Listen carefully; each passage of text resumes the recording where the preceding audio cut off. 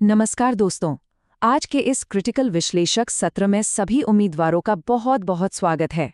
आज का हमारा फोकस परीक्षा के लिहाज से सबसे महत्वपूर्ण समाचारों का गहराई से क्रिटिकल विश्लेषण करने पर रहेगा। तो चलिए बिना किसी देरी के आज की चर्चा शुरू करते हैं। एक नज़र आज के एजेंडे पर डाल लेते हैं। हम राजव्यवस्था और न्यायिक मामलों से लेकर अर्थव्यवस्था, पर्यावरण और अंतर्राष्ट्रीय संबंधों पर बात करेंगे और अंत में कुछ बेहद अहम शब्दावली भी देखेंगे। शुरुआत करते हैं हमारे पहले और सबसे अहम हिस्से से, राजव्यवस्था और न्यायिक मामले, जिसमें आज सुप्रीम कोर्ट और यूएपीए का मुद्दा सबसे ऊपर है। कल्पना करें कि देश की सबसे बड़ी अदालत अपने ही किसी पिछले फैसले पर गंभीर आपत्ति और आत्मग्लानि व्यक्त करे। ऐसा बहुत कम देखने को मिलता है। दिल्ली दंगों की बड़ी साजिश के मामले में पूर्व छात्र नेताओं की जमानत खारिज करने वाले फैसले पर सुप्रीम कोर्ट ने हाल ही में कुछ ऐसा ही दुर्लभ कदम उठाया है। इस पर जस्टिस बी.वी. नागरत्ना और उज्ज्वल भुइयां की टिप्पणी पर गौर करना बेहद जरूरी है। उन्होंने साफ कहा कि ये जमानत नियम है और जेल अपवाद। ये कोई खोखला नारा नहीं है, बल्कि ये हमारे जीवन, त्वरित सुनवाई और मनमानी गिरफ्तारी से आज़ादी का एक ऐसा मौलिक अधिकार है जिसकी जड़ें सीधे हमारे संविधान की नींव से जुड़ी हैं। अब ये टिप्पणी इतनी क्रिटिकल क्यों है? इसे समझने के लिए यूएपीए की धारा 43D5 को देखना होगा। ये एक ऐसा कठोर प्रावधान है जहां पुलिस को केवल ये साबित करना होता है कि आरोप प्रथम दृष्टया यानी पहली नज़र में सच है। बस इतने पर ही जमानत मिलना लगभग नामुमकिन हो जाता है। लेकिन कोर्ट ने यहां स्पष्ट कर दिया है कि किसी भी कड़े कानून के नाम पर त्वरित सुनवाई के संवैधानिक अधिकार को छीना नहीं जा सकता। जमीनी स्तर पर देखें तो स्थिति और भी जटिल हो जाती है। जब नागरिकता संशोधन अधिनियम या परीक्षाओं जैसे मुद्दों पर विरोध प्रदर्शन होते हैं, तो कई बार लोकतांत्रिक घर्षण की ये गतिविधियां इन कड़े आतंकवादी रोधी कानूनों के रडार पर आ जाती हैं। और यहीं पर इस पूरे कानूनी ढांचे का क्रिटिकल एनालिसिस सबसे ज्यादा जरूरी हो जाता है। खैर, अब रुख करते हैं हमारी अर्थव्यवस्था और व्यापारिक नीतियों की तरफ, जहां आयात का दबाव लगातार एक बड़ी चुनौती बनता जा रहा है। मैक्रो इकोनॉमिक मोर्चे पर वित्त मंत्रालय ने एक बहुत बड़ी खतरे की घंटी बजा दी है। देश का विदेशी मुद्रा खर्च और हमारी आयात पर निर्भरता अब एक ऐसे खतरनाक स्तर पर पहुंच गई है जो वर्तमान में सरकार और अर्थव्यवस्था दोनों पर भारी दबाव डाल रही है।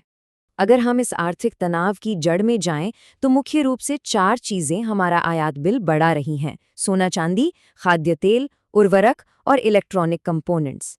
स्थिति को संभालने के लिए सरकार को अब अपील तक करनी पड़ रही है कि पेट्रोलियम का इस्तेमाल कम करें, गैर जरूरी सोने की खरीद टाल दें और यहाँ तक कि अनावश्यक विदेश यात्राओं से भी बचें। जरा इस चौंका देने वाले आंकड़े पर नजर डालें। $90 बिलियन, ये कोई छोटी मोटी रकम नहीं है। केवल कीमती धातुओं के आयात नहीं इस आंकड़े को छू लिया है। आसान शब्दों में कहें तो हमारे कुल आयात बिल का लगभग 12% हिस्सा सिर्फ सोने चांदी पर खर्च हो रहा है। और यहाँ एक बहुत ही दिलचस्प लेकिन चिंताजनक विरोधाभास है। एक तरफ सोने का आयात 24% बढ़ गया, लेकिन दूसरी तरफ रत्न और आभूषणों का निर्यात 5% से ज्यादा गिर गया। इसका सीधा सा मतलब ये है कि हम जो इतना सारा सोना आयात कर रहे हैं, उससे कोई निर्यात राजस्व या मुनाफा नहीं बन रहा, बल्कि वो सारा का सारा सोना देश के अंदर ही खपाया जा रहा है। चलिए अब आगे बढ़ते हैं पर्यावरण, विज्ञान और स्वास्थ्य से जुड़ी कुछ बेहद जरूरी और क्रिटिकल खबरों की ओर। ये पेंगोलिन है। दुर्भाग्य से दुनिया में सबसे ज्यादा तस्करी इसी मासूम स्तनधारी जीव की होती है। एक तो इनके प्राकृतिक घर वैसे ही सिकुड़ रहे हैं और ऊपर से इस बड़े पैमाने पर हो रहे अवैध शिकार ने इनके अस्तित्व पर ही एक गंभीर खतरा पैदा कर दिया है। अब यहाँ एक बड़ा विश्लेषणात्मक प्रश्न खड़ा होता है। जब हवाई अड्डे पर तस्करी किए गए पेंगोलिन के शल्कों का कोई बैग पकड़ा जाता है, तो संरक्षणवादी ये कैसे पता लगाते हैं कि उसका शिकार असल में किस जंगल से किया गया था? इसका जवाब विज्ञान की एक बड़ी मजबूरी में छिपा है। दरअसल जब तक ये शल्क जब्त होते हैं, उनका डीएनए इतनी बुरी तरह से डैमेज या डिग्रेड हो चुका होता है कि उसका आगे विश्लेषण करना लगभग असंभव हो जाता है। और यही वैज्ञानिक सीमा दुनिया भर की वन्यजीव सुरक्षा एजेंसियों के लिए तस्करों के नेटवर्क को जड़ से उखाड़ने में एक बहुत बड़ी दीवार बनी हुई है। विज्ञान से मानव स्वास्थ्य की ओर आएं तो फंगल टिश्यू का ये नैदानिक नमूना हमारे देश के माइक्रोबायोलॉजी विभागों की एक बहुत बड़ी डायग्नोस्टिक चूक की कहानी बयां कर रहा है। स्थिति कितनी गंभीर है, इसका अंदाजा इस बात से लगाया जा सकता है कि कई बार जो मरीज टीबी के लिए नेगेटिव आते हैं, उन्हें भी टीबी का ही मरीज मानकर उसी की भारी भरकम दवाएं खिलाई जाती हैं। ये कितनी बड़ी लापरवाही है। इसीलिए एस्परजिलोसिस जैसी फंगल बीमारियों के गलत निदान और इलाज को रोकने के लिए ये बेहद क्रिटिकल है कि बैक्टीरियल टेस्टिंग के साथ साथ फंगल टेस्टिंग भी तुरंत की जाए। अब रुख करते हैं कूटनीति के मैदान का, जो किसी भी क्रिटिकल एनालिसिस का एक अहम हिस्सा है।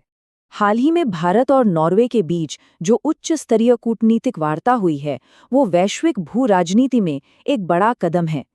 दोनों देशों ने यह स्वीकार किया है कि आपसी मतभेदों को दरकिनार करके अब उन देशों के खिलाफ एकजुट होना बहुत जरूरी है जो व्यापार और तकनीक को एक कूटनीतिक हथियार की तरह इस्तेमाल कर रहे हैं। इस नए भारत नॉर्वे संबंधों की नींव बहुत मजबूत है। रिश्तों को अब हरित रणनीतिक साझेदारी में अपग्रेड कर दिया गया है। दोनों ही देश नियम आधारित व्यवस्था पर जोर देते हैं, सैन्य युद्ध की बजाय कूटनीतिक बातचीत से हल निकालने में यकीन रखते हैं, और सबसे अहम बात, यूक्रेन से लेकर पश्चिम एशिया तक दोनों ही शांति स्थापित करने के लिए पूरी तरह एकमत हैं। और अंत में हमेशा की तरह कुछ महत्वपूर्ण शब्दावली पर भी नजर डाल लेते हैं, जो प्रारंभिक परीक्षाओं में अक्सर पूछ ली जाती है। पहला मुहावरेदार वाक्यांश है प्लेइंग अप। प्लेइंग अप, इसके दो मुख्य मतलब होते हैं। पहला, जब किसी बात को उसकी असलियत से कहीं ज्यादा बड़ा या महत्वपूर्ण बनाकर पेश किया जाए, जैसे मीडिया कई बार किसी खबर को बढ़ा चढ़ाकर दिखाता है। और दूसरा, जब शरीर का कोई अंग लगातार दर्द या परेशानी दे रहा हो। दूसरा वाक्यांश इसका बिल्कुल उल्टा है, प्लेइंग डाउन। प्लेइंग डाउन, इसका सीधा सा अर्थ है किसी व्यक्ति, वस्तु या घटना के महत्व को कम करके आंकना। रीडिंग कॉम्प्रिहेंशन में इन दोनों विपरीत अर्थों का बारीक अंतर समझना बहुत काम आता है। आज के इस विश्लेषक सत्र का समापन हम एक बहुत ही विचारोत्तेजक मॉक मेंस प्रश्न के साथ करेंगे। जरा इस पर विचार करें। न्यायपालिका को यूएपीए जैसे राष्ट्रीय सुरक्षा कानूनों के लागू होने और त्वरित सुनवाई तथा मनमानी गिरफ्तारी से सुरक्षा की मौलिक संवैधानिक स्वतंत्रताओं के बीच संतुलन कैसे बनाना चाहिए? आज के इस सर्वाधिक वेटेज वाले विषय पर यह क्रिटिकल चिंतन बहुत आवश्यक है। आज के विश्लेषण में बस इतना ही। निरंतर अध्ययन करते रहें और अपनी तैयारी मजबूत रखें।